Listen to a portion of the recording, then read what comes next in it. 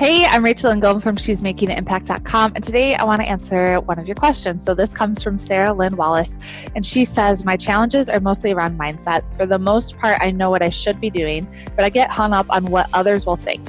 Why in the world do people need another resource for women-owned businesses? Who am I to teach something around it, et cetera, et cetera? And then I end up procrastinating and second-guessing my plan. Oh, girlfriend, I think you just described so many people. And so there's a few things I want you to know. One, you got to make sure you're hanging out with people who lift you up, not drag you down. And so take a look at your inner circle and see, just like have an observation, look around and say, are these people encouraging me or are they dragging me down?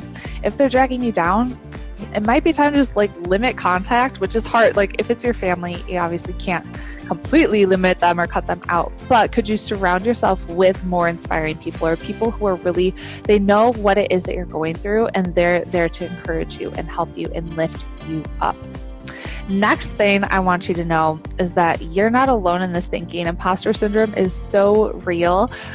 But you have to know that you have special gifts and talents and abilities that no one else has. No one else has your exact life experience. And so, yeah, there might be another Pinterest expert out there, but no one's going to teach it in the exact same way that I do, right? So whatever it is that you're teaching or who it is that you're helping, you have something special to offer and no one can do it the way that you do it. So people will come and they'll want to work with you because of who you are, not because of what it is that you sell. And that's really, really important. And you should probably write that down. They're going to work with you because of who you are, not what you sell. And just remember, you have to remind yourself and keep pouring positivity into your mind because the world will really try to drag you down. Look at your behaviors. Are you on Facebook scrolling all the time, comparing yourself to other people or Instagram or wherever you are? Or are you ignoring everyone else, putting on your blinders and just going for it? Mindset, personal development is so important. So I have podcasts that I listen to all the freaking time. If you're not subscribed to the She's Making an Impact podcast, you need to be. Some other ones that I love, Craig Groeschel Leadership Podcast is amazing. Elevation Church Podcast, I listen to it pretty much every single day. What else? Manifestation Babe podcast is also really good. Marketing Your Business with Stu McLaren.